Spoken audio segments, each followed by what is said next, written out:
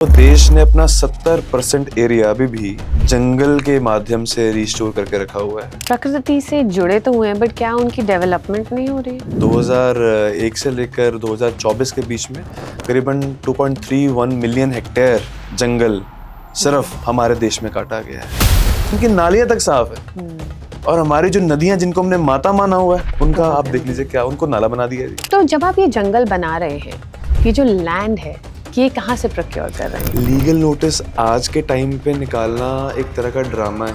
हम होमोसेपियंस ही इतनी खतरनाक प्रजाति है जो अरावली को हाथ डालने का ट्राई कर रही है। आज अरावली ना होगी आपका दिल्ली में आप ड्राइविंग तक नहीं कर पाओगे।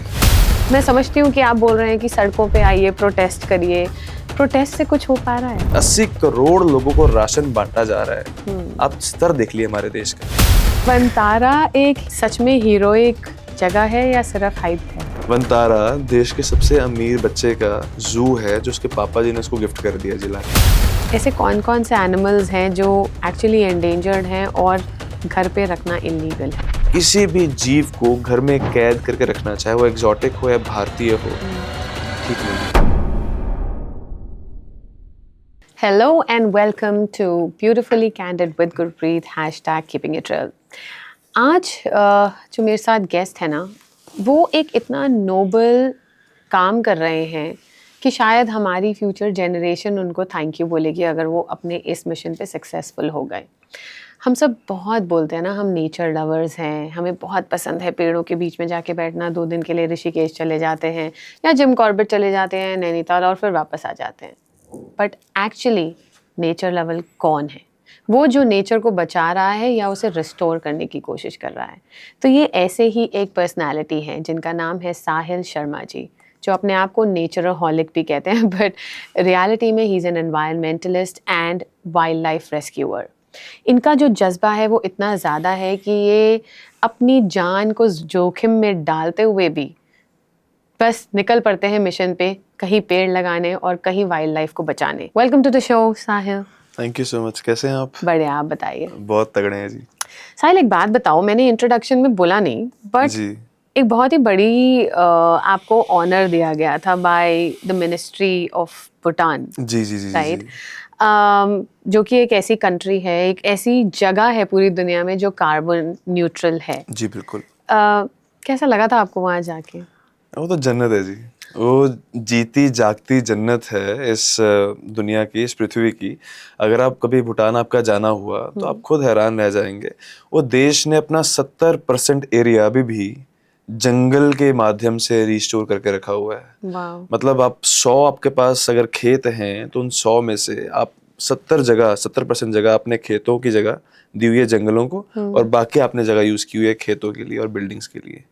एक पूरे देश का इतना बड़ा परसेंटेज आप जंगलों के लिए यूज कर रहे हो, तभी करके कहीं ना कहीं उनका हैप्पीनेस इंडेक्स भी बहुत अच्छा है, क्योंकि वो प्रकृति से जुड़े हुए हैं। प्रकृति से जुड़े तो हुए हैं, बट क्या उनकी डेवलपमेंट नहीं हो रही है? वो डेवलपमेंट को इस कदर से, इस डेफिनेशन से नहीं देखते हैं। वो डेवलपमेंट होती है उनकी प्रकृति के साथ हाथ मिला के चलने के साथ। अगर वो हाथ नहीं मिला के चलेंगे प्रकृति के साथ, कुदरत को पीछे छोड़ के चलेंगे, फिर वो डेवलपमेंट के नाम पे डिस्ट्रक्शन मानी जाएगी, जो हमारे देश में हो रही है, और आप साक्षी हैं इस चीज़ के। जी जी, तो इसी बारे में बात करते हैं। इंडिया में हर साल बहुत पेड़ कटते होंगे? बिल्कुल जी। कितने? आप लगाइए 2001 से लेकर 2024 के बीच में करीबन 2.31 मिलियन हेक्टेयर जंगल सिर्फ हमारे देश में काटा गया है। एक ग्लोबल फॉरेस्ट वॉच की रिपोर्ट है, एनडीटीवी में पब्लिश किया हुआ, आप देख सकते हैं। 2.31 मिलियन हेक्टेयर ऑफ फॉरेस्ट।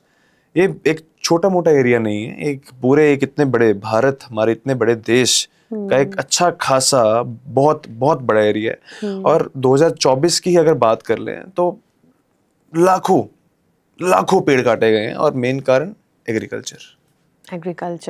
तो डेवलपमेंट के नाम पर हम अपनी एक तरीके से ऑक्सीजन, जो सबसे ज़्यादा ज़रूरी है किसी भी इंसान के लिए, कोई डेथ बेड पे होता है तो उसको ऑक्सीजन लगाया जाता है, लेकिन हम अपना सोर्स खुद ही कट कर रहे हैं। तो क्या गवर्नमेंट गलत कर रही है? गवर्नमेंट सही क्या कर रही है गवर्नमेंट अभी? कुछ आपके मायने से दिख रहा हो आपको, कुछ सही हो रहा हो हमारे देश में? कुछ सही नहीं हो रहा। जब तक हमारे लोग इग्नोरेंट रहेंगे अनएजुकेटेड रहेंगे, स्कूल्स के स्कूल्स बंद होते रहेंगे, एजुकेशन का स्तर इतना रहेगा जितना आज है और इन लोगों ने बना दिया है, तब तक हमारे देश का कुछ नहीं हो सकता।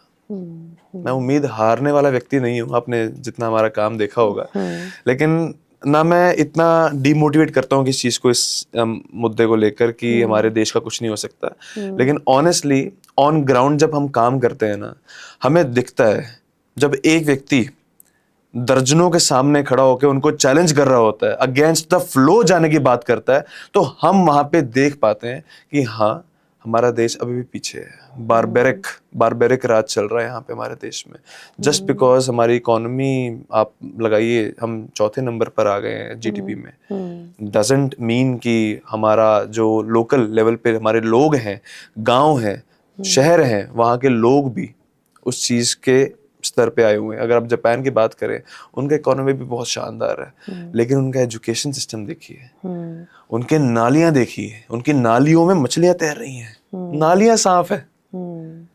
मुस्कान देखिए मेरे चेहरे के बोलते हुए कैसी आ गई है कि उनकी नालियां तक साफ है। और हमारी जो नदियां जिनको हमने माता माना हुआ है, उनका आप देख लीजिए क्या उनको नाला बना दिया जी। उन्होंने नालियों को नदियों ऐसा बना दिया है, हमने नदियों को नाला बना दिया जी। बिल्कुल। देखिए, कहा जाता है कि एक पेड़ इज इक्वल टू 1000 जिंदगियां। बिल्कुल। और आप शायद बहुत हजारों जिंदगियां देने की कोशिश कर रहे हैं। कितने पेड़ लगा चुके हैं अब तक? आंकड़ों के मुताबिक हमारे वैसे 26,000 पेड़ हम पूरे कर चुके हैं, जिनमें से हमारे करीबन 24,000 पेड़ जिंदा हैं, जो मैटर करता है, जिंदा जिंदगी मैटर करती है। करीबन 7 साल हो गए मैं पेड़ लगाते को। अगर हम चाहते तो 7 सालों में 7 लाख पेड़ लगा चुके होते, लेकिन हमारे लिए जो मैटर करता है वो है जिंदा पेड़ों की गिनती, ना कि सिर्फ पेड़ों की गिनती।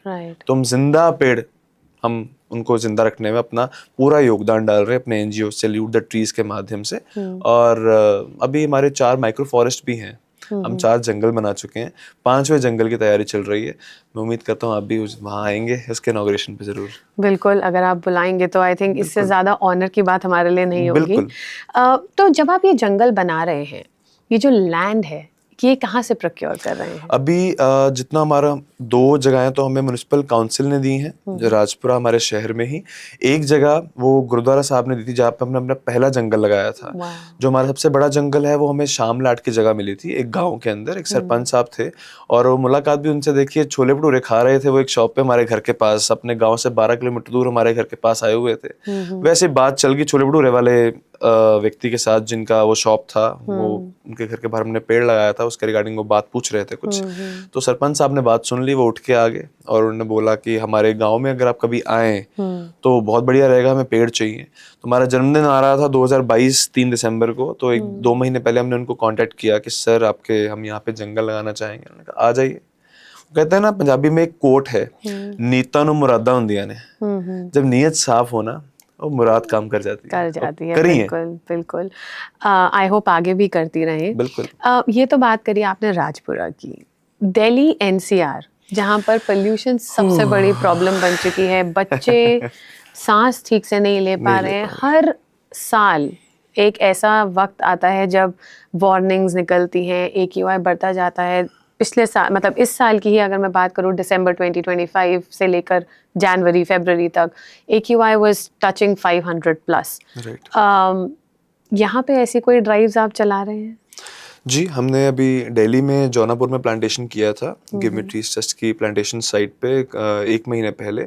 और नोएडा में भी हमने प्लांटेशन किया था लास्ट अभी 2 हफ्ते पहले ही, करीबन IIM यूनिवर्सिटी के अंदर। और जितना हो सकता है हर व्यक्ति अपनी तरफ से कर रहा है, वो सिर्फ मैं नहीं हूँ, मेरे से भी बहुत धुरंधर बैठे हैं यहाँ पर दिल्ली में ही सिर्फ, जो वृक्षारोपण लार्ज स्केल पर कर रहे हैं। लेकिन आफ्टर ऑल एक जो मेन, अगर आप देखिए कि लगाम किसके हाथ में है, तो वो सिर्फ सरकार के हाथ में है जी। इंडिविजुअल लेवल पे हमने जितना कर लिया हम कर लिया, लेकिन एक सरकार का एक फरमान निकलता है और लाखों पेड़ काट दिए जाते हैं जी। हमको वो चेंज लाना है जी। भगत सिंह ने 23 साल की उम्र में शहादत दे दी, और आज हम अपने अपने घरों के अंदर एक अनकॉन्शियस माइंडसेट के साथ बैठे हुए हैं। प्रकृति को हमने बिल्कुल भुला दिया है। हमें चाहिए वो भगत सिंह आज के समय में जो इस पर्यावरण के लिए, प्रकृति के लिए जमीन पर उतरे। उनको पता हो कि हाँ अगर ये नहीं है तो हम नहीं है, हमारे बच्चे नहीं है। जी जी, तो हमें वो लोग बिल्कुल चाहिए। बिल्कुल। और जैसे कि आपने कहा कि इंडिविजुअल लेवल पे करना एक हद तक ही पॉसिबल है, which is Small right. scale. अगर मैं बात करूं, जो अभी लेटेस्ट न्यूज़ में बहुत आ रहा था, अरावलीज़। अरावलीज़ में इल्लीगल माइनिंग हो रही थी और उसको रोकने के लिए कुछ लीगल नोटिसेस निकाले गए और बहुत पेड़ कटने की परमिशन दे दी गई। उसके बारे में क्या कहना है आपका? लीगल नोटिस आज के टाइम पे निकालना एक तरह का ड्रामा है। ये चाहे आप किसी भी डिपार्टमेंट को देख लीजिए हमारे इस देश में, वो ड्रामेबाजी करते हैं कि इतना लीगल नोटिस इसको निकाल दीजिए, वो व्यक्ति अपने पास आएगा, हल्का सा आपको चढ़ावा चढ़ाएगा और वहीं पे लीगल नोटिस वहीं पे दब के रह जाएगा और कहीं ना कहीं डिकम्पोज हो जाएगा टाइम के साथ साथ, उसका अस्तित्व भी उसका नहीं रहेगा। समय के साथ साथ हम अपना स्तर नहीं बढ़ा पाए, प्रकृति को अपने साथ नहीं जोड़ पाए। अरावली 200 करोड़ साल पुरानी वो अरावली की पहाड़ियों को कभी कुदरत नहीं छेड़ पाई उस तरीके से, खुद की पहाड़ियों को। पहले कितने जीव आके रहे हैं, डायनासोर्स तक रहे हैं इस धरती पर, वो तक नहीं छेड़ पाए। हम होमोसेपियंस ही इतनी खतरनाक प्रजाति है जो अरावली को हाथ डालने का ट्राई कर रही है। हमारे बड़े बुजुर्ग वहां पे रह के गए हैं। आज अरावली ना होगी, आपका दिल्ली में आप ड्राइविंग तक नहीं कर पाओगे, आपके सैंडस्टॉर्म्स आ जाएंगे यहाँ पे, आप सरवाइव नहीं कर पाओगे। आपको अभी आप मास्क पहन के घूम रहे हो जस्ट बिकॉज आपको पोल्यूशन दिख रहा है, धुआं दिख रहा है, लेकिन आपको फिर रेत महसूस होगी, पोल्यूशन अपने स्किन पर महसूस होगा। वो अरावली की पहाड़ियां एक तरह से भगवान बनी है दिल्ली के लिए। जी गुजरात राजस्थान से होती हुई हरियाणा पार करती हुई वो दिल्ली पहुंचती हैं। इन पहाड़ियों को आपने बहुत काट दिया। इलीगल माइनिंग हर जगह हो रही है, टाइगर रिजर्व्स है अरावली में, राजस्थान में है, और एलिफेंट कॉरिडोर भी है बीच में कहीं। इंडियन स्ट्राइप्ड हाइनास की भी अगर हम बात करें वो भी वहां पाई जाती हैं। इतना बायोडाइवर्स एरिया, आप वो छीनने की बात कर रहे हो जिसकी डेफिनेशन मैम, जिसकी डेफिनेशन कुदरत ने बना दी है एक बार। आप हो कौन उसकी डेफिनेशन चेंज करने को कि 100 मीटर से ऊंची जो पहाड़ियां होंगी वो अरावली कहलाई जाएगी, नीचे की पहाड़ी अरावली होगी नहीं। जी आप तो इंसान हो, आप अपने आप कुदरत से कंपेयर कर रहे हो, जी जी डेफिनेशन चेंज करने की बात कर रहे हो। और बाद में फिर ये लोग कह देते हैं कि नहीं, हम तो जी नीचे का भी देख रहे थे कि अरावली नीचे भी है, अंदर अंडर द ग्राउंड भी वो कहीं ना कहीं एक अच्छा रेंज पकड़ती है, तो उसको मिला के वो कैसे नापोगे आप? जी मतलब मुद्दे को जितना आप इनसे इस पार्टी से घुमवा लो, ये सरकार तो सिर्फ मुद्दे को घुमाना जानती है। इन्होंने पहले गुजरात में सरकार बनाई, राजस्थान में बनाई, अब दिल्ली में बना ली, हरियाणा में थी शुरू से। तो चारों स्टेट्स जहां से अरावली गुजरती हैं, प्रॉपर्टी डीलर्स का जहां फायदा है, बिल्डर को जहां फायदा मिल रहा है इन नेताओं को करोड़ों रुपए चढ़ा के, वहां उन स्टेट्स में इन्होंने अपना कब्जा बनाया जिस भी तरीके से, साम दाम दंड भेद अपना के, और बाद में अब डेफिनेशन निकाल दिया बेचने के लिए। जी।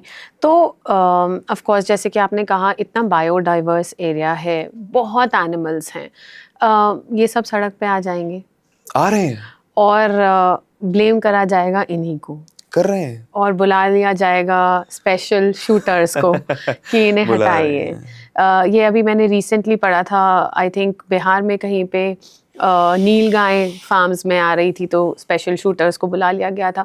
और ये भी बात आपकी सही है कि हम इंसान हैं बट हम खुद को भगवान समझने लग गए हैं कहीं ना कहीं।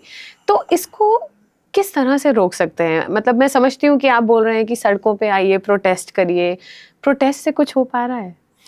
प्रोटेस्ट आप लगन से नहीं कर पा रहे, या आपके पास कोई लीडर नहीं है उस प्रोटेस्ट को लीड करने के लिए, या वो सरकार के साथ मिला हुआ है, करप्ट है।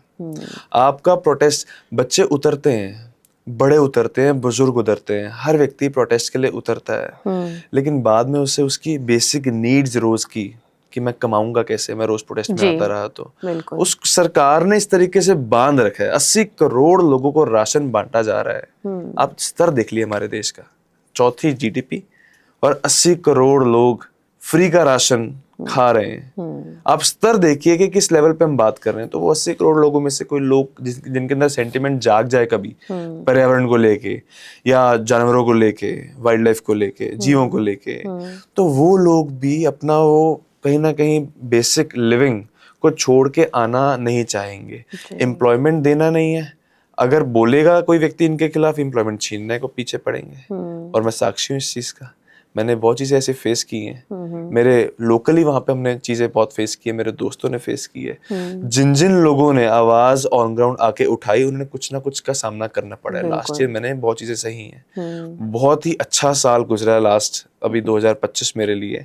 और कुछ ना कुछ तरीके से आप लगाइए, इतना कुछ फेस करने के बावजूद हिम्मत बढ़ी है, टूटी नहीं। बट जब हम लोगों को देखते हैं ना कि जो ऑन ग्राउंड लोग हैं साथ नहीं आ रहे, उनमें उनकी जमीरें मर चुकी हैं, कहीं ना कहीं वो इन्फ्लुएंस्ड है गवर्नमेंट को लेके, या आप लगा लीजिए अपनी वही बेसिक लिविंग को लेके, फिर हमारी हिम्मत टूटती है कि अकेला कहाँ तक कर लेंगे हम। Absolutely, very very understandable. एक तरफ पेड़ कट रहे हैं, वाइल्ड लाइफ जो नेचुरल एनवायरनमेंट है उनका उनसे छीनी जा रही है, और दूसरी तरफ वनतारा बना दिया गया है। अब वनतारा एक सच में हीरोइक जगह है या सिर्फ हाइप है? वनतारा देश के सबसे अमीर बच्चे का वो जू है। वनतारा देश के सबसे अमीर बच्चे का जू है, जो उसके पापा जी ने उसको गिफ्ट कर दिया जिला के। मैं तो उसको ऐसे डिफाइन करूंगा। वहाँ पे जानवरों को अलग अलग देशों से, ज़्यादातर अफ्रीका से लाया गया है, और ला के उनका एक तरह से बायोजिनोम तैयार किया जा रहा है।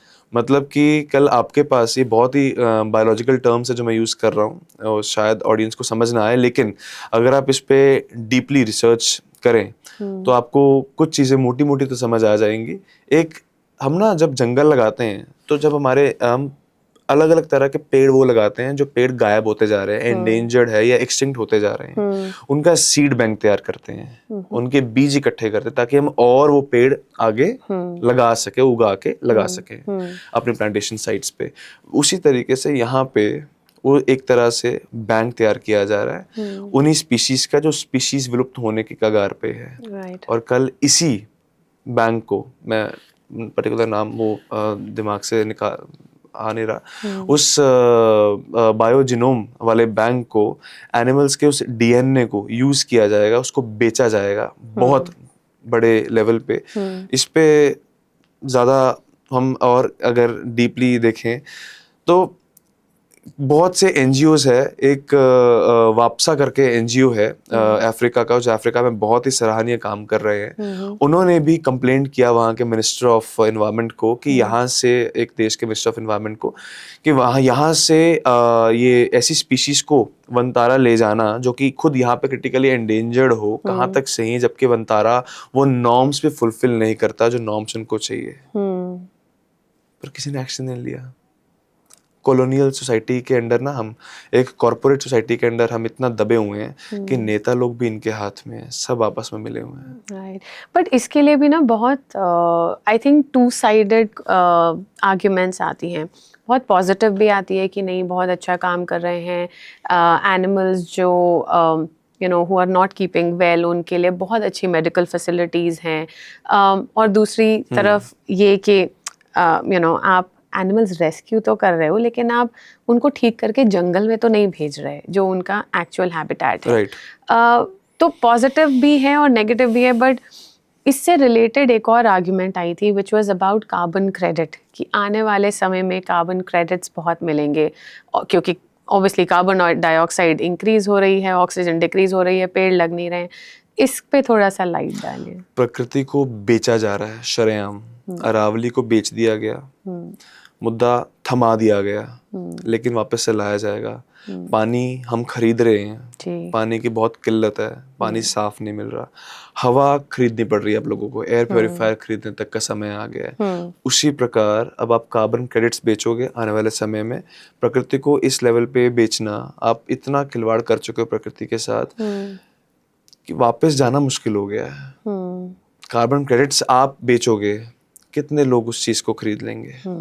किसको आप बेच लेंगे? उन CSR पार्टनर्स को, जो आपके साथ वो बड़ी मल्टीनेशनल कंपनीज होंगी जिनका CSR फंड होगा, वो कार्बन क्रेडिट्स आपसे खरीदेंगे, आपको पैसा देंगे, आप इसके अंदर इसको डेवलप करेंगे, लेकिन किसके लिए डेवलप करेंगे? सिर्फ उन 4000 जानवरों के लिए जो वहाँ पे रह रहे हैं। उन लाखों जानवरों को क्या, जिनका हैबिटेट आप खराब कर रहे हो। उनके देशों में जहाँ से आप इनको ला रहे हो। बिल्कुल। कुछ 200 हाथी यहाँ पे ले आना, उनको वो जकूजी होता है वो दे देना। 200 हाथी क्यों? सब हाथी ले आओ, एक उनका पूरा एक एलिफेंट कॉरिडोर बन जाए ना यहाँ तो। बट जो एनिमल्स वहाँ पे, उनका हैबिटेट वहाँ पे, क्लाइमेटिक कंडीशंस उनको उस हैबिटेट में जी। सूट नहीं करती, आप उनको वहाँ पे ला कैसे सकते हो? जी। ये सबसे बड़ा सवाल था। Right. कार्बन क्रेडिट्स बहुत बड़ी, बहुत एक लार्ज स्केल पे मुद्दा उठने वाला आने वाले समय में, लेकिन आज जो वनतारा जिस चीज के लिए बदनाम हो रहा है और होना भी चाहिए, वो यही चीज है, यही मुद्दा है, यही पॉइंट है कि आप दूसरे एक क्लाइमेटिक कंडीशन से उठा के एक वाइल्ड एनिमल को, एक एंडेंजर्ड वाइल्ड एनिमल को इस क्लाइमेटिक कंडीशन में उसका हैबिटेट फ्रेगमेंट कर रहे हो आप, फ्रेगमेंटेशन का कारण आप बन रहे हो। जी। ये अधिकार आपको किसने दिया? जी। जी। प्रधानमंत्री साहब ने। उन्होंने ही दिया। अभी मतलब चीता भी लेके आए थे। हाँ जी, वो बेचारे मर भी गए। मर गए। आई डोंट थिंक कोई एक भी बचा है उसमें, कुछ या बच्चे दो? हैं, उन्होंने बच्चे भी किए हैं, आगे रिप्रोड्यूस किया है उन्होंने। अच्छी बात है देख के, लेकिन आप फिर भी एक अफ्रीकन चीता को इंडियन स्पीशीज जो है, जो आज भी ईरान में पाई जाती है, उससे कंपेयर नहीं कर सकते हैं। जी। जी। उसका डीएनए अलग है, उसके बच्चे अलग है, वो अलग तरह से हंटिंग करता आया, अलग जानवरों की करता आया। जो जानवर यहाँ पे उसकी फूड लिस्ट में थे, वो जानवर अफ्रीकन चीता के फूड लिस्ट में क्या पता ना हो। करेक्ट। आप चेंज कर रहे हैं सब कुछ। राइट। तो फोकस ये है कि हम बाहर से तो लेके आ रहे हैं जानवर, लेकिन जो हमारे इन हाउस जानवर है, जो इंडिया में पैदावार है जिनकी, और वो भी एंडेंजर्ड हैं, बिल्कुल।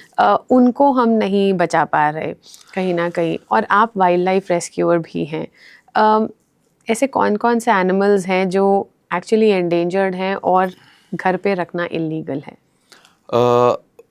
अब देखिए, जो एंडेंजर्ड नहीं भी है ना हमारी भारतीय प्रजातियां, वो एंडेंजर्ड की कगार पे होने को आ रही हैं। क्योंकि उनका हैबिटेट तो हम खराब कर ही रहे हैं, जंगल काट के, तालाबों को, नदियों को गंदा करके। तो इसमें हजारों स्पीशीज हैं अलग अलग जानवरों की। जैसे कि हम बात करें, हमने रेस्क्यू किया था, अभी कल की बात करता हूँ मैं, दिल्ली में क्यों आना हुआ बेसिकली, वो एक रेस्क्यू कॉल था किसी का कि एक होटल में, हौस खास में, एक ब्लैक पॉन्ड टर्टल रखा हुआ है जो कि वल्नरेबल स्पीशीज है IUCN के मुताबिक। लेकिन उसको हम, जब हमारे पास अपडेट आया, हम वहाँ पे हमने प्लानिंग किया सारा। अब सिस्टम के हिसाब से मैं थोड़ा चलने का कोशिश नहीं करता, मैं सिस्टम को अपने हिसाब से थोड़ा सा मैनिपुलेट करके चलाने की कोशिश करता हूँ, जो कि हमने कल किया। हम पुलिस को और डिपार्टमेंट को, बाकी डिपार्टमेंट जो इन्वॉल्व होते हैं, चाहे वो फॉरेस्ट डिपार्टमेंट, चाहे वो वाइल्ड लाइफ डिपार्टमेंट हो, हम उनको पहले इंटीमेट नहीं करते। बिकॉज ये आप भी जानते हैं कि हमारा देश बहुत करप्ट है। हर व्यक्ति करप्ट है यहाँ पे, हर एक महकमा करप्ट है यहाँ पे। तो हम नहीं चाहते कि एक बेजुबान की जिंदगी कहीं ना कहीं गलत हाथों में और आगे चले जाए, या हमारे हाथ से वो जल्लाद व्यक्ति छूट जाए जिसने उसको कैद कर रखा है, उस प्रजाति को। तो इसलिए हम वहीं पे एट द मोमेंट सारी रिसर्च वर्क अपने लेवल पे करके, मेरे को तो कई बार लगता है कि वैसे मैं CID से हूँ जितना हमने अभी रिसर्च किया है, जासूसियां की है वाइल्ड लाइफ के लिए, उनको बचाने के लिए, लिटरली हमें महसूस होता है कि हम CID में हमें होना चाहिए था, wild life crime control bureau में हमें होना चाहिए था, कहीं ना कहीं किसी पोस्ट पे, कि कुछ नॉन डिजर्विंग लोग बैठे हैं वहाँ पे, उनको नहीं बैठना चाहिए, पर बहुत से डिजर्विंग भी हैं, पर उनकी तादाद बहुत कम है। तो हमने वो सारा कुछ किया, एक रिपोर्ट तैयार किया, और वो बाद में वाइल्ड लाइफ डिपार्टमेंट को और हमारे पुलिस को, दिल्ली पुलिस को कल वहीं पे एट द मोमेंट बुलाया। फिर एक बार चेक करके कि क्या वो टर्टल वहाँ पे है, वो लोग आए वहाँ पे, उन्होंने फिर हमारा साथ दिया, बिकॉज उनके पास और कोई ऑप्शन था भी नहीं। हाँ, बाद में वो वहाँ सामने वालों का कुछ उनसे ले देकर सेक्शंस कम कर दें, कुछ कर दें, वो अलग बात है। बिकॉज सेक्शंस कल कम किए गए हैं, वैसे तो 5 सेक्शंस लगने वाले थे उनपे, लेकिन 3 सेक्शंस लगाए गए हैं, कुछ 39, 51 एंड ऐसा 9 कुछ करके। और बट ठीक है, कोई बात नहीं, FIR तो हुआ, हम सक्सेसफुल तो हुए उस व्यक्ति को वहां तक पहुंचाने में, जिस व्यक्ति ने 7 महीने से एक ब्लैक पॉन्ड टर्टल को, एक वल्नरेबल स्पीशीज को अपने घर में एक छोटे से टब में गंदे पानी में, आपको वीडियोस अगर मैं शेयर करूं, काला गंदा पानी, स्मेल आ रही है पानी में से, सबके वहां नाक बंद हो रही है, हमारा वहां पे खड़ना मुश्किल हो रहा था। और आप देखिए वो कछुआ वहां पे जी रहा है 7 महीने। 7 महीनों को आप सिर्फ दिनों में कन्वर्ट कर दीजिए, 7 इंटू 30 जितने दिन होते हैं उनको आप बाद में घंटों में कन्वर्ट कीजिए कि कितने घंटे उसने बिताए हैं। मैं इस कमरे के अंदर 2 घंटे नहीं बैठ सकता। 2 घंटे के बाद मेरी लिमिट क्रॉस हो जाएगी, या मैं पागल हो जाऊंगा या मैं तोड़ना शुरू करूंगा, और वो बेजुबान। जी। तो एंडेंजर्ड नहीं है टर्टल्स? एंडेंजर्ड की कगार पे है, कगार पे वल्नरेबल हैं। तो एक तो हो गया टर्टल, जी। और कौन से ऐसे एनिमल्स हैं जो लीगल नहीं हैं पर लोग फिर भी रख रहे हैं? हाँ जी, किसी भी भारतीय प्रजाति का एनिमल, वाइल्ड एनिमल, इंडियन कोई भी स्पीशीज हो, किसी भी वाइल्ड एनिमल की, वाइल्ड लाइफ की, वो आप नहीं रख सकते हैं। जैसे कि हमारे पास स्नेक्स हो गए, हमने रेस्क्यू किए हैं इंडियन, हमारा spectacled cobra, Indian rat snake, red sand boa, Indian wolf snake और वाइट सैंड बोआ। तो हमने 5-6 तरह के, common krait, Asia's most venomous snake था वो। तो जितने हमारे स्नेक्स रेस्क्यू किए हैं वो सब के सब इंडियन प्रजाति के हैं, और आप उनको नहीं रख सकते किसी भी तरीके से। टर्टल स्पीशीज जो भारतीय टर्टल है आप उनको नहीं रख सकते।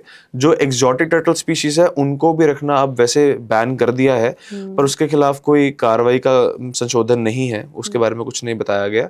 वाइल्ड लाइफ डिपार्टमेंट अगर कहीं पकड़ता है किसी एग्जॉटिक टर्टल को किसी के पास रखा हुआ, तो आप आपसे छीन लेंगे, ले जाएंगे, कन्फिस्केट कर लेंगे, एंड सेकेंड टाइम अगर आप वो चीज़ लेके आओगे तो फिर आपको शायद सज़ा मिले। उसका भी एक परिवेश पोर्टल होता है, अगर आपको रखना है तो आप परिवेश पोर्टल पर रजिस्टर करवाइए, लाइसेंस लीजिए और वो रख सकते हैं। अच्छा। बाकी कोई भी प्रजाति है, चाहे वो गिलहरी क्यों ना हो, बुलबुल क्यों ना हो जो हम रोज देखते हैं, इंडियन कोई भी पंछी हो, पीकॉक तो है ही है, हमारे छोटे पंछी, लव बर्ड, अपना ये सॉरी सनबर्ड्स हो गए, टेलर बर्ड्स हो गए एंड फिंचेस हो गई, आप कोई भी भारतीय प्रजाति की वाइल्ड लाइफ अपने पास नहीं रख सकते। और आपको मैं ये भी रेकमेंड करूंगा, being a vegan, being an animal rights activist और बीइंग अ रेस्क्यूअर, कि किसी भी प्रजाति को, किसी भी जीव को घर में कैद करके रखना, चाहे वो एग्जॉटिक हो या भारतीय हो, ठीक नहीं है, एथिकली और मॉरली गलत है जी। हमारे पास कोई अधिकार नहीं है उसका जीवन, उसकी आज़ादी छीनने का। बिल्कुल बिल्कुल। तो आपने बात करी वीगन की, और मुझे इससे याद आया, थोड़े दिन पहले मैंने आपकी एक रील देखी थी जहाँ पे आपने एक टर्टल को मीट शॉप से रेस्क्यू किया था जी। तो क्या लोग अब कछुए भी खाने लगे हैं? लोग खा रहे हैं, ज़्यादातर तो हमारे बिहार, यूपी और बंगाल साइड खाए जाते हैं, उड़ीसा साइड खाए जाते हैं। वहाँ से हमारे अभी हमने जस्ट 2 हफ्ते पहले 2 टर्टल्स रेस्क्यू किए हैं, राजपुरा से ही और हमारे शहर से ही। और वो 2 टर्टल्स एक बिहार के व्यक्ति हैं, उनके घर फैमिली रहती है हमारे वहाँ पे, वो मेड हैं लेडी, और उनके हस्बैंड फ्रूट की कोई रेडी लगाते हैं। तो उन्होंने 2 टर्टल्स रखे हुए थे, जब पूछताछ की हमने तो पता लगा वो बिहार से ही लाए थे उन टर्टल्स को उठाकर, और यहाँ पर वो उनको रखे हुए हैं। हाँ, और बहुत ऐसा भी देखा जा रहा है कि ये जो एक्वेरियम शॉप्स होती हैं, जो पेट स्टोर्स होते हैं, यहाँ पे भी आपको वो छोटे छोटे टर्टल्स मिल जाते हैं कि बच्चों को शौक है तो वो रख रहे हैं। तो कैसे पता करें कि उसने लीगली लिया है कि नहीं? क्योंकि लोग तो बच्चों के लिए खरीद लेते हैं, डॉग्स भी खरीद लेते हैं, बर्ड्स भी खरीद, बंदर भी खरीद लेते हैं। तो आप कितने ऐसे लोगों को जाके पकड़ेंगे, या आप उनके लिए क्या एक मैसेज देना चाहते हो? जितना हमारा हैसियत है हम तो काम करते रहेंगे जी, हमने पीछे हटने वाले, पहली बात।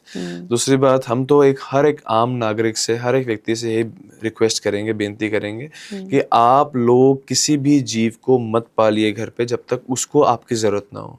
किसी जीव को आपकी जरूरत नहीं है, बट जब, जैसे हमारे पास एक तोता आया था, वो इंडियन अलेक्जेंड्रियन पैराकीट था और उसका चाइना डोर से पंख कट चुका था। 40 दिन की केयर के बाद जब उसको हमने आज़ाद किया ना, जो तोता यहाँ से यहाँ तक नहीं उड़ पा रहा था 40 दिन पहले, वो जो उड़ान भर के गया, अगर मैं आपको वो वीडियो दिखाऊं, आप मतलब आपका दिन बन जाएगा, आपकी रूह खुश हो जाएगी, आपकी अंतरात्मा खुश हो जाएगी।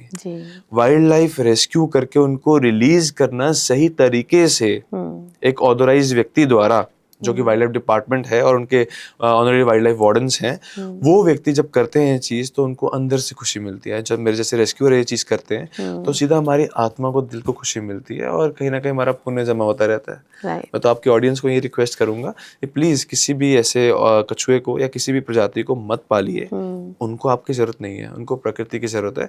प्रकृति ही परमात्मा है, प्रकृति से ऊपर कुछ नहीं है। जी बिल्कुल बिल्कुल।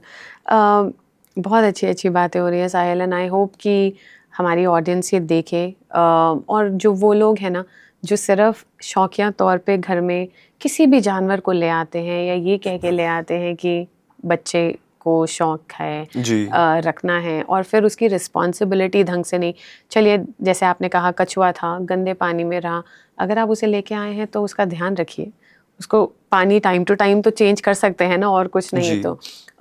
तो डेफिनेटली आई होप कि लोगों को थोड़ा सा समझ आए और थोड़ी सी रिस्पेक्ट बढ़े नेचर को लेके।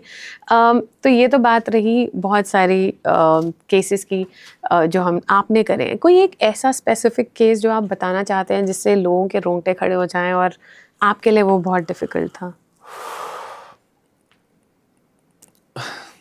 वाइल्ड लाइफ के, जब आप किसी वाइल्ड लाइफ रेस्क्यू के लिए जाते हैं तो सबसे बड़ा खतरा आपको होता है स्नेक से। आपको स्नेक रेस्क्यू करने अगर जा रहे हैं और बड़ी बात कि वो वेनमस स्नेक हो, तो आपको 10 बार सोचना पड़ता है, because I was very new to this thing last year when I rescued that common krait, the most venomous snake of Asia. And वो रेस्क्यू करने जब मैं गया तो पहले तो हमारी हंसी छूटी सबकी कि ये स्नेक जो रात को चुपचाप काटता है और अब जब काटेगा आपको तो आपको एहसास भी नहीं होगा, आपको लगेगा किसी मच्छर ने काटा है और वो काट के चला जाएगा। कुछ 2-3 घंटे बाद आप गए तो वो सांप इस परिवार के साथ 3 दिन रह रहा है इनके घर के अंदर। 3 दिन पहले दिस सेट कि हमने देखा था इसको, ओके, और उसके बाद वो दिखा नहीं। और आज साहिल जी दिख रहा है, तो आप प्लीज आ जाइए रेस्क्यू करने के लिए। तो हम बहुत, हमको लगा डर खौफ का माहौल था, पर एक शुक्र था मन के अंदर कि कुछ हुआ नहीं किसी को, नहीं तो इन लोगों ने सांप मार देना था। हम अंदर गए, उसको बड़े ही ध्यान से, बिकॉज वो बहुत अचानक रिटेलिएट करता है वापस, उसका रिफ्लेक्स बहुत तेज है कॉमन क्रेट का, वो आपको बिल्कुल अचानक घूम के काट सकता है और बहुत छोटे दांत है, आपको बहुत ध्यान से देखना पड़ेगा कि उसने काटा है कि नहीं काटा। वो that was the most risky rescue मैं बोलूं। और दूसरा रिस्क मैंने उठाया था अभी जस्ट दिसंबर में या आई गेस नवंबर के लास्ट वीक में, जब हमारे ही राजपुरा के मीट मार्केट से एक कछुआ बरामद हुआ था। उस कछुआ मीट मार्केट में मैं अकेला चला गया 2 लोगों को लेकर। अब कहीं ना कहीं चलो इन्फ्लुएंस थोड़ा है शहर के अंदर हमारा भी, हमारे काम का, कुदरत का, कि कुदरत के लिए एक व्यक्ति काम कर रहा है। तो कुछ लोगों ने वहाँ वीडियोस देख रखे थे, तो वो कुछ लोग आके मिल रहे थे, प्यार दे रहे थे और वहाँ से फिर जा रहे थे। और कुछ लोग दूर रह रहे थे कि इनके पास नहीं जाना, ये लोग खतरनाक हैं पता नहीं क्यों जबकि मैं आपको खतरनाक मान रहा हूँ जिनके पास मैं आया हूँ यहाँ पे बचाने के लिए। और वहाँ उस मीट मार्केट में उस मीट सेलर ने रखा हुआ था एक इंडियन फ्लैप शेल टर्टल, और उसको उन्होंने काटना था। काटना किस लिए? खाने के लिए। खाने के लिए। खाना भी क्यों? कि टीबी है किसी मरीज को, उस मरीज को ये बेचना है। कितने का? 600 रुपए किलो। ओके।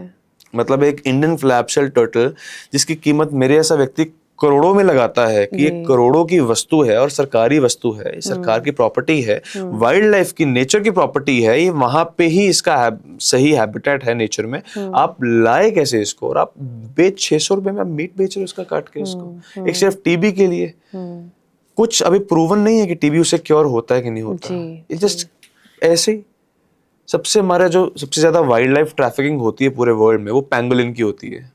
सबसे ज्यादा लाखों पैंगोलिन्स हर साल स्मगल किए जाते हैं। जस्ट एक धारणा बना रखी है कुछ बेवकूफों ने, ज्यादातर हमारे चाइनीज लोगों ने, कि उस पैंगोलिन के स्केल्स के अंदर एक बीमारी ठीक करने के लिए आपके उसके अंदर कोई एंटीडोट है तो आप वो यूज करोगे तो वो एंटी एजिंग प्रॉपर्टी भी आपको देता है। तो आप नेचर के खिलाफ जाके एंटी एज कैसे कर लोगे अपने आप को? जी बिल्कुल। ये देश तो इलॉजिकली चल रहा है। जैसे आपने बात बोली थी कि अपने जानवरों को संभालना नहीं है और दूसरों को मंगवा के उनको जकूजी भी देनी है, तो वही हो रहा है हमारे इस पूरे प्लेनेट पे और हमारे देश में भी, कि अपने देश, अपने इस धरती पे हमारे सारे जितने ये वाटर बॉडीज है उनको गंदा कर दिया, अपनी धरती गंदी कर दी, पॉल्यूशन हर जगह फैला हुआ है। अपने इस प्लेनेट को, हैबिटेबल प्लेनेट को अनहैबिटेबल बना के आप चांद पर और मार्स पर दुनिया ढूंढने जा रहे हो जी। कि वहां पे पानी ढूंढने जा रहे हो, अपने पानी बर्बाद करके आप वहां पानी की तलाश कर रहे हो। आप लॉजिक लगाइए इसका। जी जी नहीं बिल्कुल, अगेन आई ओपनिंग कॉन्वर्सेशंस हैं, बट ये सबको पता भी है। और बहुत लोग ऐसे होते हैं कि हमें तो पता ही नहीं जी हम करें क्या। तो आपके हिसाब से अगर कोई देखता है कि फलाने के पास एक ऐसा जानवर है जो उसने रखा हुआ है which should not ideally be there, वो ऐसी 4 चीज़ें क्या करे कि वो खुद भी सेफ रहे, क्योंकि देखिए हर किसी को अपनी सेफ्टी पसंद है, Right. हर कोई तो नहीं भिड़ेगा जाके। Totally right. तो वो ऐसी क्या चीज़ें करे कि एनिमल भी बच जाए और वो भी बच जाए, लेकिन वो रिस्पॉन्सिबली उसको रेस्क्यू करवा पाए। पहली चीज़, स्वभाव जज कीजिए सामने वाले का। फॉर एग्जाम्पल मेरे बुआ जी हैं, अगर उन्होंने कछुआ रखा हुआ है, अगर मुझे पता है कि उनका स्वभाव अच्छा है, वो मानते हैं, मेरा काम देखते हैं, या चलिए मेरे को एज अ अपना भतीजा रिस्पेक्ट देते हैं बहुत ज़्यादा और मेरी बात मानेंगे, सुनेंगे, तो मैं उनके पास जाऊँगा, देखो बुआ जी ये गलत है, वाइल्ड लाइफ डिपार्टमेंट को बुलाना है, उनको देना है, या कोई साहिल शर्मा है हमारे शहर में या हमारे नोन में, उसको पूछते हैं, उसको दे दीजिए। ये कछुआ ऐसे नहीं रख सकते आप, बिकॉज ये इंडियन स्पीशीज का है, पहली बात इलीगल तो हो ही गया, और किसी भी प्रजाति को कैद करने का अधिकार हम इंसानों के पास नहीं है। कह के समझाइए उनको, नहीं समझते फिर आप वाइल्ड लाइफ को टीम को कॉल कीजिए, या हम जैसे रेस्क्यू को कॉल कीजिए, हम अपने तरीके से फिर मोल्ड करेंगे उस चीज़ को, और लीगल प्लेटफॉर्म पे लेके जाना है तो लेके जाएंगे, और हम लेके भी जा रहे हैं। पिछले 2 महीने में 3 FIR हम करवा चुके हैं, और जो लोग प्यार से मान जाते हैं तो वो हमें बहुत अच्छे लगते हैं कि चलो इन्होंने कोई गलती की, गलती मानी। पर जो लोग गलती करने के बावजूद अकड़ रहे हैं, तो उनके लिए कोई माफ़ी नहीं होती हमारे पास। We are sorry for that, we are not sorry for that. And second thing, उसमें सेकेंड पॉइंट हमारा आता है कि आपने वाइल्ड लाइफ टीम को दे देना है, बिल्कुल उनको सबमिट करके उसको फॉलो अप लेना है उसका।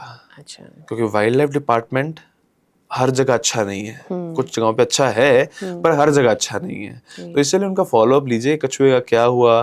तीसरा, RTIs डालिए, जहाँ पे आपको लीगल इंफॉर्मेशन ऑन पेपर दिया जाएगा कि आपको इस दिन वो कछुआ दिया था, with pictures. GPS map camera download कर लीजिए अपने फ़ोन में, GPS मैप कैमरा से ही पिक्चर लीजिए, वीडियो लीजिए, सबमिट करते हुए वीडियो फोटो लीजिए, और वहाँ से आप RTI डिमांड कर सकते हैं कि ये चीज़ हमने आपको दी थी, इसका क्या हुआ, आपने क्या क्या इलाज, अगर मर गया तो कैसे मर गया, क्या दिक्कत थी, कृपया हमको वेट रिपोर्ट दी जाए, या फिर अगर आपने रिलीज़ किया तो कहाँ रिलीज़ किया, कृपया उसकी फ़ोटोज हमसे साझी की जाए। जी। चौथी चीज़, अगर आप खुद कहीं देखते हैं रेस्क्यू, कहीं पे आपको दिख रहा है, कहीं पे कोई वाइल्ड लाइफ सड़क के बीच में चल रही है, जैसे कल का रेस्क्यू था जो हमने किया हौस खास में, वो भी कह रहे थे कि हमको 7 महीने पहले कोसी में कहीं पे रोड पे चलता हुआ मिला, तो चलने दो, सिंपल एज दैट। पर अगर आपको कुछ अच्छा करना है तो उसको उठा के साइड पे रखाओ। आप घर ले आए, चलो मान लिया आप कंडीशन उसकी बुरी थी, आप घर ले आए, आप 2 दिन बाद वाइल्ड लाइफ को फोन करो ना। नहीं जी नहीं, बच्चों का मन था रखने का, अब बच्चों के मन के कारण आप पे FIR हो गया। तो कृपया आप वाइल्ड लाइफ के साथ मत खेलिए, प्रकृति के साथ मत खेलिए, इतना काफी है कि आप प्रकृति को उनमें वहां जीने दीजिए, आप अपने में जिए। पर इंसान की वही गंदी आदत, सेल्फ इग्नोर, एक तो इग्नोरेंस बहुत है, और दूसरा आप लगाइए कि सिगरेट पे लिखा भी है स्मोकिंग किल्स, फिर भी हम पिएंगे। सेल्फ डिस्ट्रक्टिव एटीट्यूड है इंसान का। राइट। अल्कोहल किल्स, फिर भी पिएंगे। जी। शेर किल्स, पर चलो वो दहाड़ेगा तो हम दूर हो जाएंगे, लेकिन फिर भी पंगे लेने के लिए जाएंगे। हाँ, लेकिन अभी जैसे आई थिंक किसी बाहरी कंट्री में वो फोटो खिंचवाने के लिए खड़े हो गए शेर के साथ, और शेर ने अटैक कर दिया। बिल्कुल। तो न्यूज़ ये बनी कि शेर ने अटैक कर दिया। मतलब आप क्यों जा रहे हैं उसके पास? वो कुछ सेडेटिव्स के अंडर तो होते हैं for sure, so which is also not ideal. वो भी एक तरह का इलीगल काम ही कर रहे हैं, बट उन्हें उस लेवल पे भी कोई उन्हें रेस्क्यू नहीं कर पा रहा है। तो definitely you are fighting a big battle, and I hope कि आप एंड आपके साथ जो हैं लोग वो जीतें इस बैटल को। साहिल, एक बात बताओ, इतना आप रेस्क्यू कर रहे हैं और आप लोगों को अवेयर भी कर रहे हैं, कौन से एक्ट्स हैं हमारे लॉ में जो रिटन है जिसके तहत लोगों को ये सब काम करना is not allowed? Wild life का एक्ट है, the wild life protection act 1972, तब से बना हुआ है ये, और बहुत ही स्ट्रॉन्ग है ये। अभी तक तो रखा हुआ है स्ट्रॉन्ग, इसको कहीं ना कहीं इसमें भी झोल करने का ट्राई किया जा रहा है। तो इसमें जो सेक्शंस हैं, सेक्शन 9 हो गया, सेक्शन 51 हो गया, और अलग अलग सेक्शंस हैं, उनके तहत आप किसी भी वाइल्ड लाइफ को नहीं रख सकते, आप कैप्चर नहीं कर सकते, उसका कोई प्रॉपर्टी है, फॉर एग्जांपल एक मरा हुआ कछुआ है, उसको आपको उसका शेल अच्छा लग गया, सुंदर लग गया, तब उसको उठा के ले आए घर पे, या कोई हाथी मरा हुआ है, कुछ बच्चा उसका मर गया, कुछ आइवरी उसका आपको पसंद आ गया, उसका तोड़ के आप ले आए। ऐसा कोई भी चीज जो नेचर का हो, या किसी आपने कारकस यानी कि डेड बॉडी किसी बर्ड का घर पे प्रिजर्व किया हुआ, कुछ लोग करते हैं प्रिजर्व, आप वो नहीं ले सकते। हिरण के बच्चे का सींग हो, आप नहीं रख सकते हैं चीज़ें। राइट। तो वो under the wild life protection act 1972 ये सब चीज़ें इलीगल है। कैप्चरिंग, हंटिंग, पोजेसिंग, उसको आगे बेचना, उसकी ट्रैफिकिंग, ट्रेड, सब कुछ ये इलीगल बैठता है। तो कृपया हम वाइल्ड लाइफ को उनके वहाँ तक रहने दें, हम अपने में सीमित रहें, ना उनको छेड़े ना अपन को छेड़े। नेचर के अलग अलग बाकी बने हुए हैं। अगर आप पेड़ों का देखें तो हर एक स्टेट का अलग से, जैसे महाराष्ट्र ट्री प्रिजर्वेशन एक्ट है, दिल्ली का अलग से ट्री प्रिजर्वेशन एक्ट है, तो पंजाब का ट्री प्रिजर्वेशन एक्ट अभी आ रहा है, क्योंकि हमारे पंजाब में सिर्फ 2% जंगल रह गया। पूरे पंजाब में, पूरे इंडिया में सबसे कम जंगल पंजाब में है, 2% सिर्फ। और जबकि वो एक ग्रीन बेल्ट होना चाहिए आइडियली, होना इतना चाहिए। एग्रीकल्चरली हम ग्रीन बेल्ट अपने आप को कह रहे हैं, लेकिन वो सस्टेनेबल नहीं है। तो ये जो ट्री प्रोटेक्शन एक्ट है, बहुत बारी ऐसे होता है, सर्दियाँ आती है, घर के आगे पेड़ है, लोग पेड़ कटवा देते हैं क्योंकि धूप नहीं आ रही, बिल्कुल नहीं। और लड़ते हैं फिर, मतलब आप अगर उन्हें जाके रोके भी कि क्यों कटवा रहे हैं, तो या तो लड़ाई हो जाएगी, या वो कटवाना तो दूर, वो नमक डाल डाल के उसको सड़ा देंगे। तेजाब भी डाला लोगों ने। जी जी। तो पहले तो ये खुद के पैर पे कुल्हाड़ी मारना ही है, बिकॉज आई थिंक अगर आप एक पेड़ की जगह एक पौधा लगाएंगे तो क्या वो सेम है? नहीं, सर्दियां वो समय है जब पहली बात पोल्यूशन तो है ही है बहुत ज्यादा स्तर पे। दिवाली पास है, गुरुपुरब पास है, क्रिसमस पास है, और आपका शायद ईद भी है, पर आई डोंट थिंक कि ये 3-4 फेस्टिवल्स हैं जहाँ पे आप लाखों पटाखे फोड़े जाएंगे, तो पोल्यूशन की एक सीमा बढ़ेगी। उसके बाद आता है हमारा इंडस्ट्रियल पोल्यूशन, तो हो ही रहा है। तीसरा, पराली भी जलाई जाती है उस मौसम में, तो आपका उस मौसम में तो पोल्यूशन बढ़ ही रहा है। फिर भी आप पत्ता, जो एक पत्ता है उस पेड़ का, वो पत्ता ही भगवान है। वो जो क्लोरोफिल ही भगवान है उसका, वो आपको सब कुछ दे रहा है, और आप पत्ते का ही विनाश कर रहे हो। आप पूरे के पूरे लाखों पत्ते आपने पूरा का पूरा उसका कैनोपी रिमूव कर दिया। तो स्टेट्स के जो ट्री प्रिजर्वेशन एक्ट बने हुए हैं उनके तहत इसको बोलते हैं लॉपिंग, और पेड़ों की लॉपिंग करना गैर कानूनी है। कृपया सतर्क रहें। 112 पे कॉल कीजिए उसी वक्त कोई पेड़ को लॉप करता है। अगर आपको धूप नहीं आ रही आपके घर, तो कृपया अपनी ईगो को साइड करके थोड़ा साइड में चले जाएं धूप लेने के लिए, बिकॉज पेड़ आपके लिए साइड नहीं होगा। पेड़ों के पैर नहीं लगाए भगवान ने। बहुत दुख होता है, शायद लगाए होते हैं तो पेड़ भाग चुके होते हैं हम इंसानों को छोड़ के किसी और प्लेनेट पे, लेकिन पेड़ों के पैर नहीं लगाए तो कृपया पेड़ों को वैसे के वैसे जीने दें। ऐसा हम ना करें। लॉपिंग से दूसरा एक, आप देखिए, वाइल्ड लाइफ को भी नुकसान पहुंचता है, क्योंकि उनका नेस्टिंग स्पेस है। अब वो, आप कुछ पंछी है जो बड़े पंछियों से बचने के लिए एक पूरे एक कैनोपीड पेड़ के ऊपर, यानी कि पूरा छतरी वाला हरा भरा पेड़ होगा, और कई बार कांटेदार पेड़ होगा, तो उसके बिल्कुल अंदर आके घोंसला बनाएंगे ताकि बड़े पंछियों से हम कहीं ना कहीं बचे रहे, हमारा शिकार ना हो, हमारे बच्चे, हमारे प्रोजनी आगे बढ़ने से रुके ना। लेकिन जब आपने कैनोपी रिमूव कर दिया, नेस्टिंग स्पेस कहाँ पे आप देंगे उनको? फिर वो घर में आके बनाते हैं, एसीज के ऊपर, कूलर्स के साइड पे, छतों के ऊपर, छज्जों के ऊपर बनाएंगे, फिर आप वो भी रिमूव करवाएंगे। इंसान कितना गिरता जा रहा है जी। इसीलिए एक जू है, I guess I forgot the name of that country, but एक जू है, वहां पे लिखा है कि वर्ल्ड्स मोस्ट डेंजरस एनिमल है इसके अंदर। और जब पर्दा हटाया गया, गेस कीजिए सामने क्या होगा? मिरर। एग्जैक्टली, सामने शीशा था जी। And that's a fact. That's a fact. I agree with that. I think इंसान सबसे ज्यादा डेंजरस स्पीशीज है क्योंकि हम इको पॉइंट ऑफ व्यू से नहीं चल रहे, हम ईगो पॉइंट ऑफ व्यू से चल रहे हैं कि सबसे सर्वशक्तिमान हम ही हैं, जबकि हम ये हैं, हम कुछ भी नहीं है जी। जो व्यक्ति इतना कुछ कर रहा है प्रकृति के लिए, उसने अपने आप को नीचे रखा होगा कि मैं कुछ भी नहीं हूँ प्रकृति के सामने।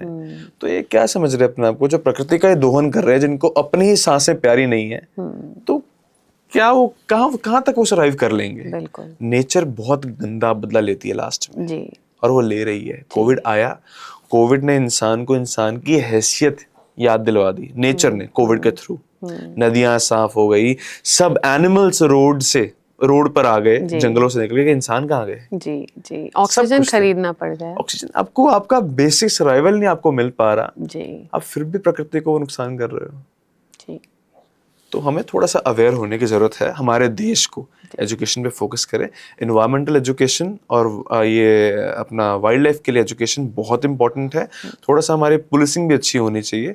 पुलिस को भी थोड़ा एजुकेटेड होना चाहिए इस मामले में। वो लॉज वगैरह सिर्फ तब तक पढ़ते हैं जब तक उनको एग्जाम देने होते हैं, और अपनी नौकरी में आने के बाद थोड़ा भूल जाते हैं वो। तो अच्छी बात है कि आपको नौकरी मिल गई है, लेकिन प्लीज जनता की सहायता के लिए आप लोग बने हो तो कृपया अपनी पुलिसिंग मत छोड़िए लॉ के साथ। जी।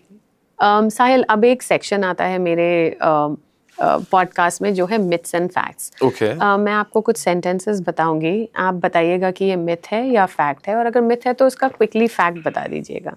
Are you ready? राइट। सबसे पहला, एग्जॉटिक एनिमल्स लीगली प्रोटेक्टेड हैं तो सेफ ही हैं।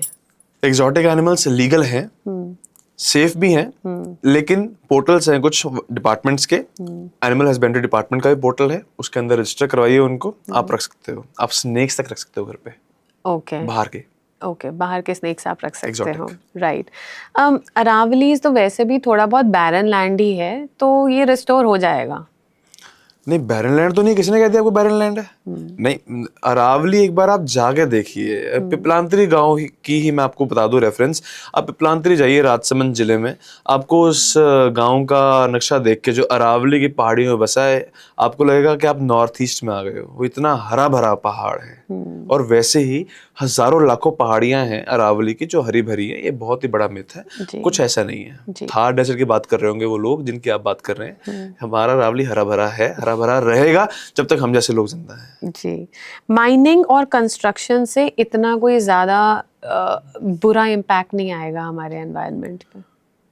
नहीं, माइनिंग से बुरा इम्पैक्ट नहीं आएगा तो और किससे आएगा जी? माइनिंग तो हमारे सबसे बड़ा खतरा ही माइनिंग है जी। अरावली को क्यों खोदा जा रहा है? बिकॉज उसके नीचे आपको उसकी क्वार्टजाइट की माइंस मिल रही हैं, मार्बल की माइन छुपी है उसके अंदर। पिपलांतरी गांव में उसकी स्टोरी अगर हम देखें थोड़ा डिटेल में, कभी जाएं उस पे, तो राजसमंद जिले में वो गांव पड़ता है।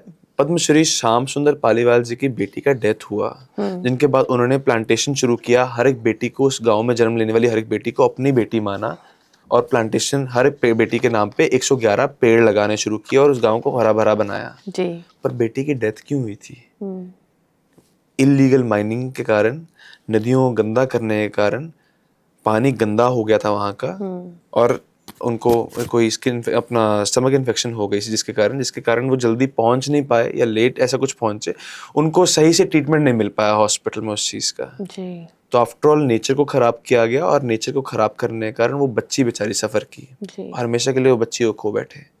तो माइनिंग का बहुत बड़ा नुकसान है, ऐसा वो लोग अपने मन से निकाल दें कि माइनिंग का नुकसान ही नहीं है। जी।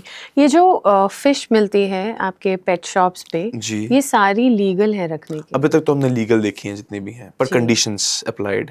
ओके। कंडीशंस कि उनको कैसे रखा जा रहा है। फिश बाउल में, ग्लास जार्स में फिश बेचना अलाउड नहीं है। हमने ऐसे बहुत लोग पकड़े हैं जो सड़कों पर बैठ के फिश बेच रहे होते पॉलिथीन में हैं, भी बाउल्स में, पॉलिथिन्स में। वो अलाउड नहीं है, AWBI के गाइडलाइंस के अगेंस्ट है वो। और आप देखिए जो हमारे पेट शॉप रूल बने हुए हैं उनके अगेंस्ट है वो चीज़। तो आप किसी भी ऐसे व्यक्ति को देखते हैं उसको रोकिए, एक्वेरियम में रखिए। हालांकि आज़ादी छीनना, मैं उसको जस्टिफाई नहीं करूंगा बिल्कुल भी, किसी भी जीव जंतु की आप आज़ादी नहीं छीन सकते हम इंसान। लेकिन अगर हम देखें रूल्स के मुताबिक तो वो लीगल है, लेकिन एक्वेरियम में विद UV लाइट्स, विद वो पंप जो अंदर लगा होता है, ताकि उनको ऑक्सीजन का सप्लाई सही से मिलता रहे, एक ह्यूमेन कंडीशन में वो सर्वाइव कर सके। जी। रैबिट्स, गिनी पिग्स, ये सब रखना भी लीगल है? लीगल है ह्यूमेन कंडीशन में। ओके। बट ये जो बिल्डिंग्स में रैबिट रखते हैं, वो एक्चुअली रैबिट्स तो बरोज में रहते हैं, तो क्या वो ह्यूमेन कंडीशन है? ह्यूमन कंडीशन वो एक लिमिट तक है। लिमिट तो ऑब्वियसली उसका हैबिटेट कुछ और है, कच्ची ज़मीन है जहाँ पे वो खोदे, अंदर जाए, निकले वहाँ से, वहीं पे रिप्रोड्यूस करे। लेकिन जब उसको इतना वो दे रहे हो तो उसका पूरा का पूरा DNA चेंज कर रहे हो, जो उसको लाखों साल लग गए, हज़ारों साल लग गए वो चीज़ बनाने में, अपना एक कॉन्शियसनेस जगाने में, अपने अगली पीढ़ी को वो चीज़ पहुंचाने में कि तुमने बरो करना है, अंदर बरोज में जाके तुमने वहीं पे बच्चे देने हैं। अपने आप को जब तुमने प्रोटेक्ट करना है किसी स्नेक या किसी और प्रेडेटर से, तो बरोज में ही जाना है या इस तरीके से भागना है। आपने उसका पूरा इंस्टिंक्ट ही चेंज कर दिया। जी। तो मॉरली गलत है। जी। अगर इसी पेस पे हमारे फॉरेस्ट्स कटते रहे तो 2050 तक आते आते हर इंसान एक सिलेंडर, ऑक्सीजन सिलेंडर बैग की तरह टांग के घूम रहा होगा। मैं आपको अपनी तस्वीर दूंगा, ये बिल्कुल सही बात है। 2020 की बात है, मैं ऐसा ही एक पौधा टांग कर पीछे अपने डीसी ऑफिस पटियाला मैं घूम रहा था और मास्क लगाया था मैंने मुंह पर, और वो मास्क का जो ट्यूब था वो इससे पाइप था जो कनेक्टेड था इस पौधे से, कि मैं लोगों को जताना चाहता था कि अगर आप आज भी ना सुधरे तो 2050 तो दूर की बात है, 2030 तक भी क्लाइमेट चेंज होने वाला है, 1 डिग्री तापमान बढ़ने वाला है, और जिस तरीके से पोल्यूशन बढ़ रहा है तो आपको अगले 10 साल में दिख जाएगा कि क्या हालात बनने वाले हैं। जी अपने ही प्लेनेट को हमने इनहैबिटेबल बना दिया है, उस स्तर तक हम ले आए हैं। जी जी thank you so much Sahil again very very interesting episode बहुत ज़्यादा अच्छी अच्छी बातें समझ में आई और आप बहुत अच्छा काम कर रहे हैं, तो सबसे पहले तो thank you for doing that. आपका भी। आई होप कि और लोग आपके साथ इस ड्राइव में जुड़े, मैं खुद जुड़ना चाहूँगी। बिल्कुल। दिल्ली में ऐसी जगह ढूंढ के जहाँ हम थोड़े और जंगल लगा सकें, थोड़े और पेड़ लगा सकें। बट अगर आप लोगों को भी कुछ ऐसी मदद चाहिए जहाँ पे आप पेड़ लगाना चाहते हैं, आप एक ड्राइव पे जाना चाहते हैं कि आप अपने लिए, अपने आने वाले फ्यूचर के लिए अच्छा करें, then you can contact Sahil for sure and do good, be good, be safe. Thank you. Thank you.